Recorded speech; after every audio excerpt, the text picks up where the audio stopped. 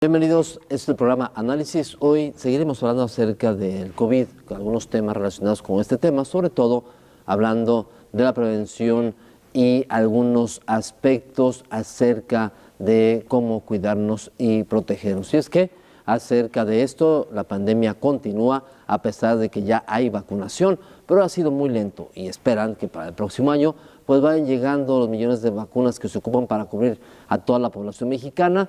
Y bueno, tendrá que ser un programa permanente año tras año. Vea usted acerca del tema de que continúa la pandemia.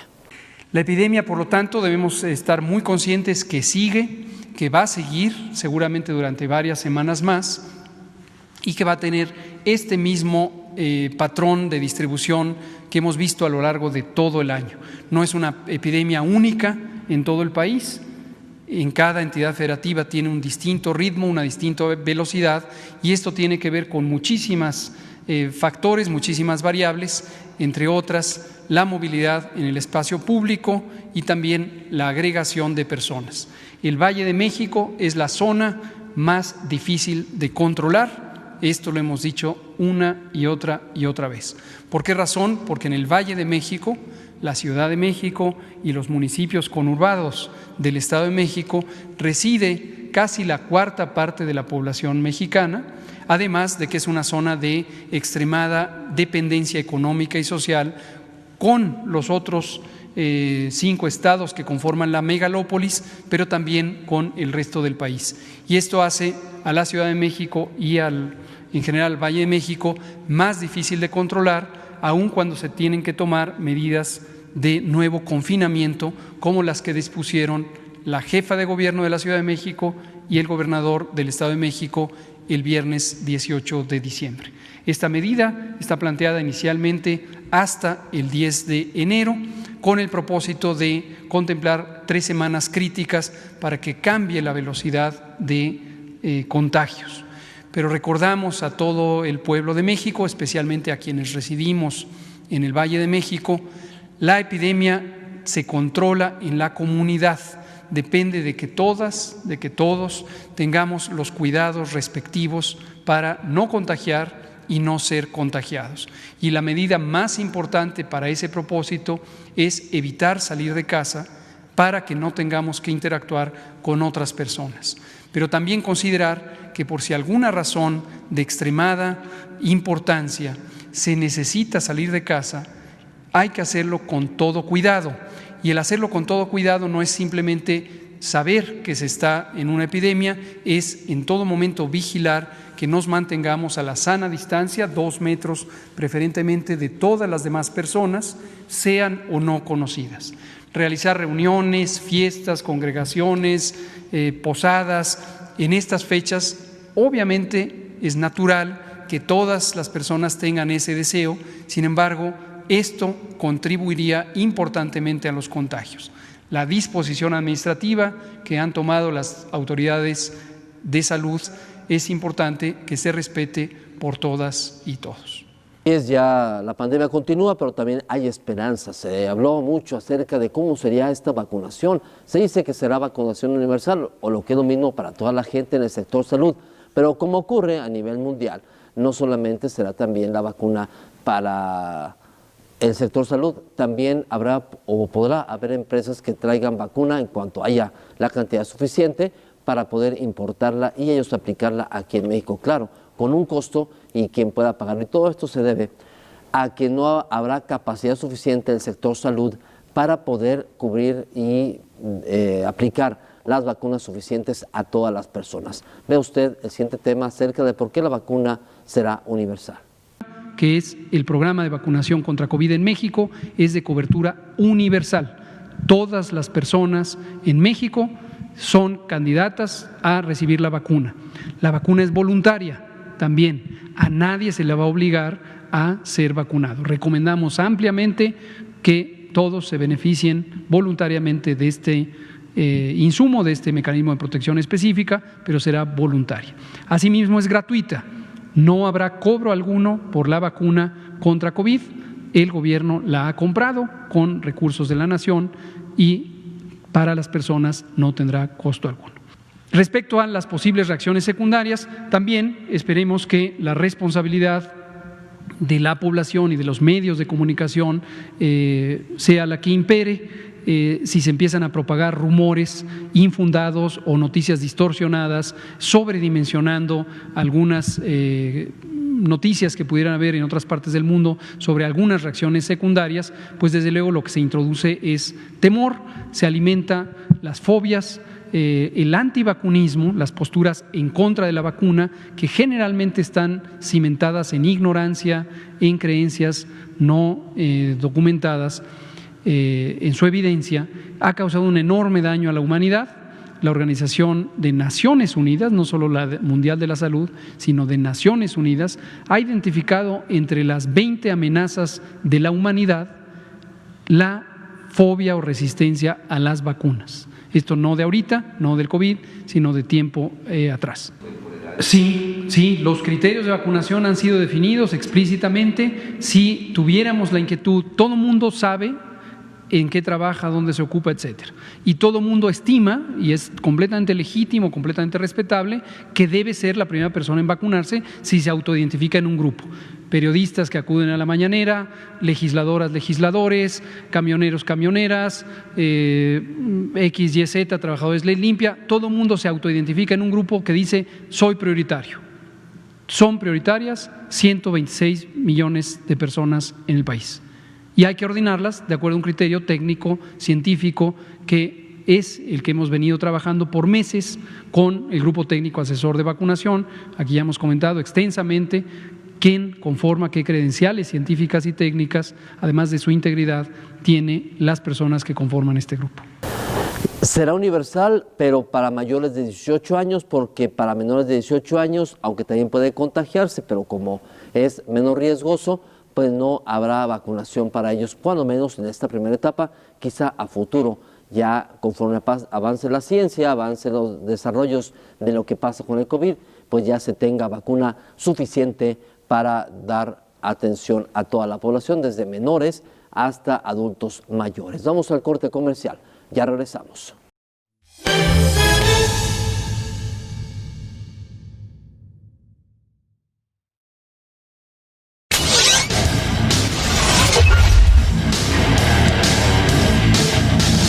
Visión deportiva con lo mejor del deporte local y regional. El mundo cambia a diario y es muy importante reportar el qué, cómo, cuándo, dónde y por qué. Y a donde sea que voltees, siempre hay una noticia nueva. CNT, Cable Noticias Tepa. EICO de Los Altos te ofrece avanzados sistemas de vigilancia de la mejor calidad, los cuales tienen la capacidad de grabar y vigilar en tiempo real tu hogar o negocio desde cualquier dispositivo móvil o fijo, sin importar tu ubicación. Habla al teléfono en pantalla y te resolvemos tus dudas.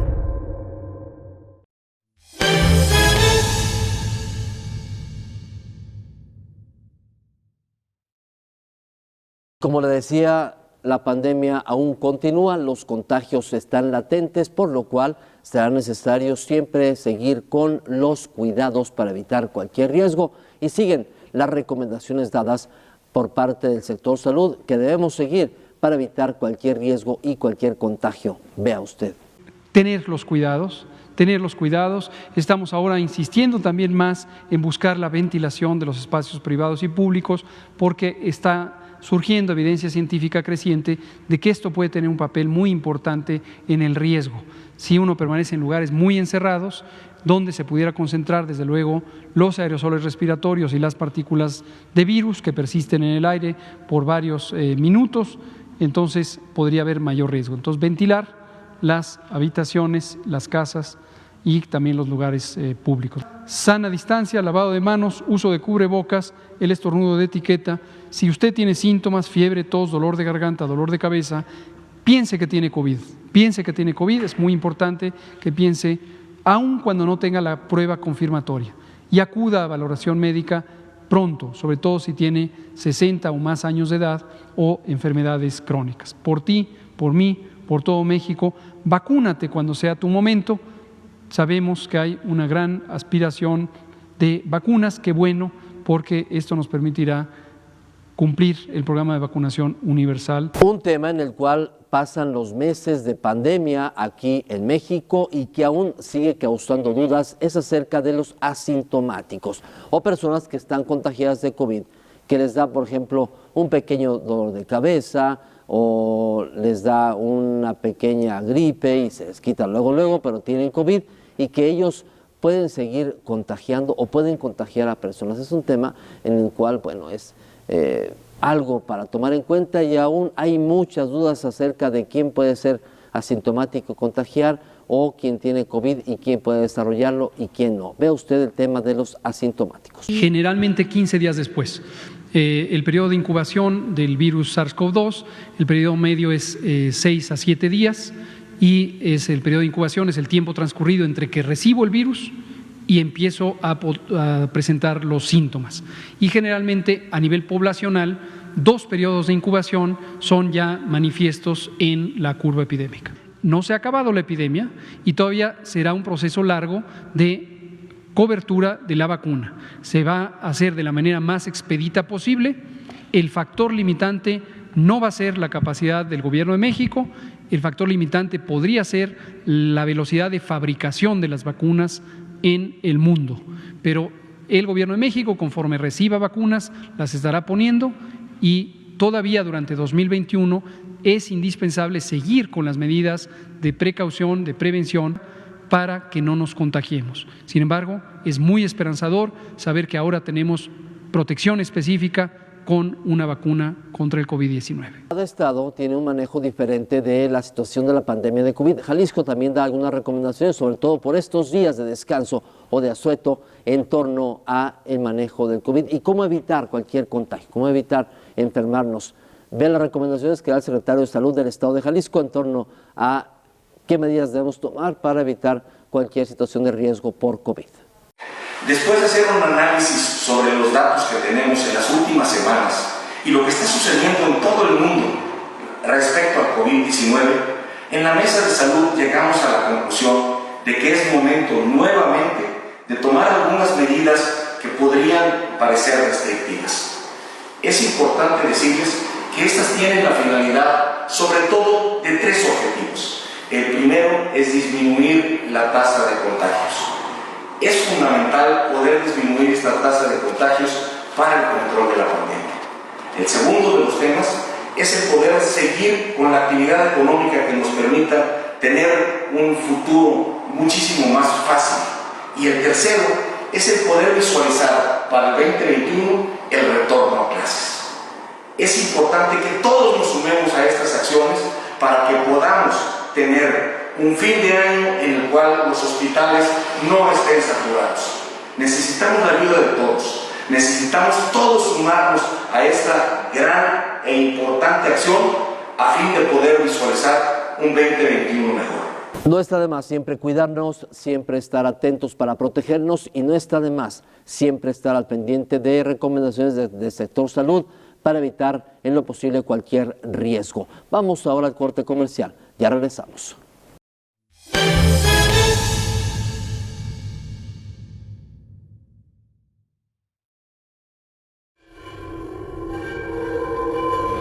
EICO de Los Altos te ofrece avanzados sistemas de vigilancia de la mejor calidad, los cuales tienen la capacidad de grabar y vigilar en tiempo real tu hogar o negocio desde cualquier dispositivo móvil o fijo, sin importar tu ubicación. Habla al teléfono en pantalla y te resolvemos tus dudas.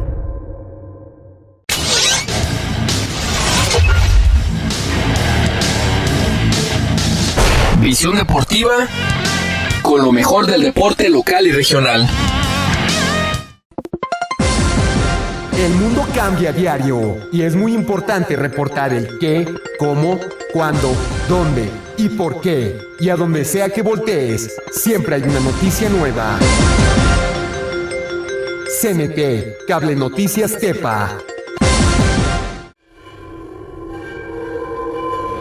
EICO de Los Altos te ofrece avanzados sistemas de vigilancia de la mejor calidad, los cuales tienen la capacidad de grabar y vigilar en tiempo real tu hogar o negocio desde cualquier dispositivo móvil o fijo, sin importar tu ubicación. Habla al teléfono en pantalla y te resolvemos tus dudas.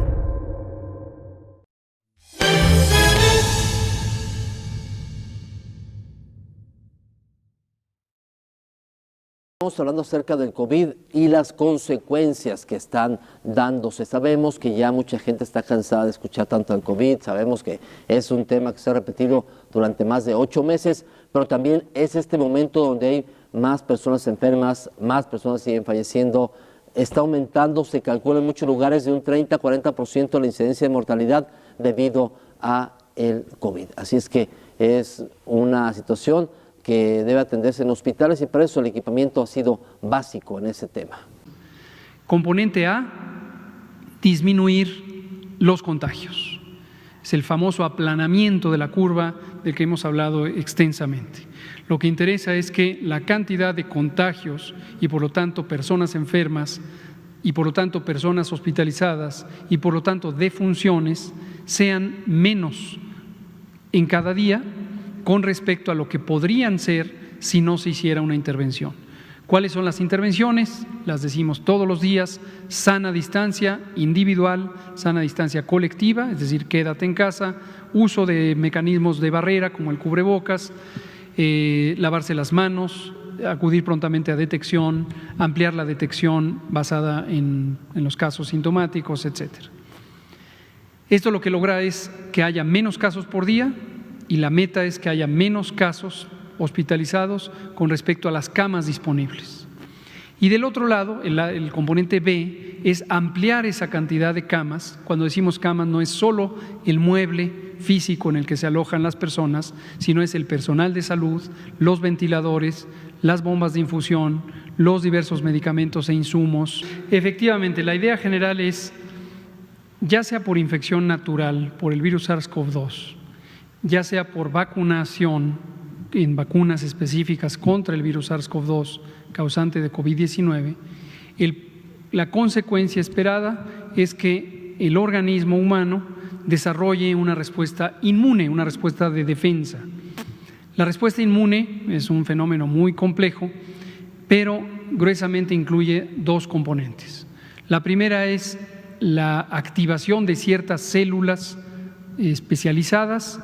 Genéricamente se les conoce como los glóbulos blancos. Hay muchos tipos de glóbulo blanco y algunos de estos tipos de glóbulo blanco fabrican anticuerpos y es el segundo componente de la respuesta inmune, en términos muy básicos. Los anticuerpos son sustancias que están en la sangre, que son fabricadas por estos glóbulos blancos, un tipo específico, los linfocitos B, y lo que hacen es neutralizar o inactivar a el virus SARS-CoV-2.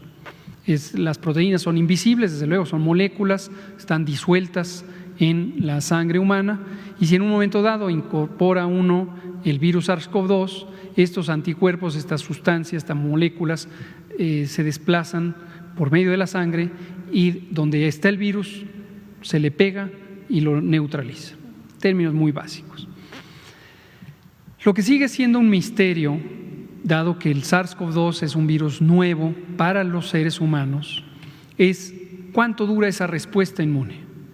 Pero no solo eso, sino qué tan efectiva es, qué tan competente es para neutralizar el virus si ocurriera una segunda o tercera o cuarta o quinta exposición al virus. Para la vacuna no se sabe, más allá de la información que está en los resultados preliminares de aquellos ensayos clínicos cuyos autores ya han presentado información. Son muy poquitos en este momento. Y para la infección natural existe un conjunto ya razonablemente amplio, unos 20, 30, 40 estudios observacionales como este que usted escribe de Filipinas, en donde se ha documentado el tiempo que ha transcurrido desde que la persona infectó y si existe todavía la presencia de cierta concentración o títulos de los anticuerpos. En la medida en que la epidemia lleva apenas un año. El máximo tiempo que se puede constatar de duración de la inmunidad, medida solamente por la concentración de anticuerpos específicos contra el virus SARS-CoV-2, es de un año. Entonces, hasta el momento sí se sabe que los anticuerpos pueden permanecer hasta un año. Pero hay todavía muchas incógnitas sobre la eficiencia de esa respuesta inmune, qué tan específica, si es o no neutralizante de los virus, y en su momento se irá conociendo esto por distintos estudios como este. Pudimos identificar que si se hiciera este cierre del 19 de diciembre, la curva epidémica empezaría a tener un cambio sustancial aproximadamente el 3 de enero. Suponiendo, y esto repito la frase que he dicho en varias ocasiones, si y solo si se cumplen las medidas, es decir, las empresas y negocios que tienen que cerrar, cierran, las personas que tienen que abstenerse de acudir al espacio público, se abstienen de acudir al espacio público, etcétera. Las medidas se tienen que cumplir por la sociedad. Si la sociedad las cumple, se logra el efecto de que disminuyan los contagios. ¿Cuándo? Aproximadamente en la semana del 3 de enero. Y por eso, dando un margen de seguridad, la disposición es hasta el 10 de enero. ¿Qué pasaría si la sociedad no ayuda? Pues que los contagios seguirían todavía incrementándose y se tendrían que tomar medidas adicionales quizá más severas. Nosotros evaluamos diariamente el curso de la epidemia y las decisiones se van tomando en forma dinámica. Con esta información vamos con otro tema tocando acerca de la enfermedad del COVID, un tema en el cual pues debemos tomar mucha atención porque a veces podemos contagiarnos y no saber que estamos con esta enfermedad. Vea. Ahora, sobre el tema de los asintomáticos, como hemos explicado en otras ocasiones, hay que distinguir asintomáticos, personas que nunca desarrollan síntomas durante todo el periodo en que pudieran tener el virus y hasta el momento en que lo eliminan, de personas presintomáticas, que durante algunos días no tienen todavía síntomas, aunque ya tengan el virus, y posteriormente, generalmente un par de días después de que el virus empieza a ser detectable, empiezan a desarrollar los síntomas. Algunas estimaciones consideran que en general una quinta parte de las personas portadoras del virus son asintomáticas, pero en ese conjunto están mezclados presintomáticos y asintomáticos. Ahora, el significado de la persona asintomática sobre la capacidad de transmitir es motivo todavía de estudio científico en el mundo entero. En el mundo entero. No se conoce con certidumbre cuál es la contribución de las personas asintomáticas en la propagación del virus. En algunas estimaciones que derivan de algunos estudios muy seleccionados en poblaciones cerradas, por ejemplo, casas hogar, asilos para ancianos, algunos enfermos crónicos en unidades de cuidado largo, un estudio famoso que hubo al inicio de la epidemia en uno de los barcos que estuvo atracado en Japón. Son estudios en condiciones muy peculiares de los que se han hecho algunas inferencias sobre el papel de los asintomáticos como posibles transmisores. Y en general se ha considerado que pudieran ser la mitad de eficientes en transmitir con respecto a los sintomáticos. Pero estos estudios, insisto, son en escenarios muy seleccionados, con poblaciones muy sesgadas, por ejemplo, solo adultos mayores, solo personas que viven en una residencia permanente, solo turistas, etcétera, y hacer inferencias para las poblaciones en su conjunto no es adecuado metodológicamente hablando, porque no son las mismas condiciones. Entonces, todavía no se conoce, insisto, la contribución. Es lógico suponer, y esto es lo que se ha considerado por consenso, que al no tener los síntomas, tos o estornudos, tienen menor capacidad de transmitir. Y lo otro, también por el hecho mismo de que son asintomáticos, se ha identificado de que tienen cargas virales menores en la garganta. En general, las cargas virales de personas asintomáticas son considerablemente menores respecto a los sintomáticos. Y un punto importante, a veces nos da COVID o cualquier otra enfermedad y decimos, esto luego se me pasa, esto luego se acaba, esto es algo leve, pero se va complicando. Y con el COVID ha dado resultado eso de que por no tener una atención adecuada temprana, va dando una situación que se va complicando y al final puede llegar hasta la muerte. Es una situación en la cual debemos de estar todos al pendiente, de tener todos en cuidado que si nos enfermamos debemos llegar rápidamente hacia un hospital para recibir atención médica y los cuidados adecuados para evitar cualquier complicación que pueda llevarnos hasta la muerte. La oxigenación en su momento debe de estar como límite bajo alrededor de 93, 94. Entonces cualquier oxigenación por debajo de 90 ya es un signo de alarma, ya es un elemento que nos dice estamos demorando en demandar la atención, hay que hacerlo rápidamente, pero más aún si no todas las personas tienen la posibilidad de en su domicilio poder conocer este elemento. Entonces, ante la simple presencia de signos y síntomas compatibles con la enfermedad, ¿cuáles son los más comunes?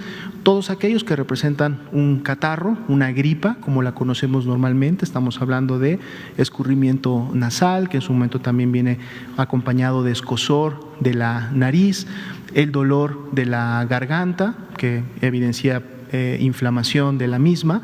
Esto nos puede llevar lógicamente también a estar presentando tos, a tener elevación de la temperatura, aunque no sucede en el 100% de los casos, pero sí en una buena gran parte de ellos, y estos síntomas acompañados de lo que todos también identificamos cuando estamos enfermos, que es el malestar general, el dolor de las articulaciones, el dolor de los músculos. No son los únicos signos y síntomas. Durante la enfermedad del COVID se pueden presentar otros, pero si tenemos al menos algunos de estos síntomas, 2 de ellos bastaría o sería suficiente. Si además pertenezco yo a un grupo de riesgo, rápidamente demandar la atención médica. Y si ya estamos presentando signos de alarma, ¿cuáles son los signos de alarma? La dificultad respiratoria, es decir, la sensación de que el proceso de respirar no me está siendo suficiente para sentir que estoy en su momento obteniendo el oxígeno necesario y entonces pareciera que me falta la respiración. Si a esto además se acompaña el dolor de pecho o se acompaña una fiebre alta o una fiebre persistente que no ha cedido con el tratamiento correspondiente, bastaría con estos signos de alarma. Otro de ellos sería lógicamente la poca oxigenación o la hipooxigenación, pero recordemos que no todos tienen la manera de cómo medir este parámetro. Entonces es mejor llamar en un momento al 911. Si nuestra sintomatología es leve, es decir, no tenemos signos de alarma o apenas estamos iniciando y pertenecemos a estos grupos de riesgo, podemos entonces acudir a una unidad de primer nivel, un centro de salud urbano, una unidad de medicina familiar, y dado que estamos todavía en un estado clínico estable, en donde sí nos podemos transportar y podemos demandar esa atención, pues es mejor hacerlo en ese estado clínico, es decir, cuando no tenemos complicaciones, cuando no tenemos signos de alarma, y por lo tanto tener la mejor oportunidad de un seguimiento domiciliario, o que en la medida en que esa unidad de primer nivel me valoren y me midan todos los signos vitales y los signos en su momento de alarma, ellos entonces también puedan identificar rápida y oportunamente la necesidad de referirme a una unidad de segundo o tercer nivel para la atención. La atención médica es esencial, la atención médica es básica para poder evitar, y bueno, en muchos casos se ha dicho que si la persona hubiera llegado a tiempo al hospital o antes que empezaran a hacerse más los síntomas más significativos o más de alerta, se hubiera salvado a la persona que falleció en este caso por COVID. De ahí la importancia de siempre estar llegando a recibir la atención médica adecuada y rápida y no confiarnos de cualquier cosa. Pues le agradecemos al programa Análisis. Cuídese mucho, recuerda, el COVID sigue causando enfermedad, muerte y también mucho dolor. Mejor hay que evitar todo ese tipo de situaciones. Gracias, cuídese, hasta pronto.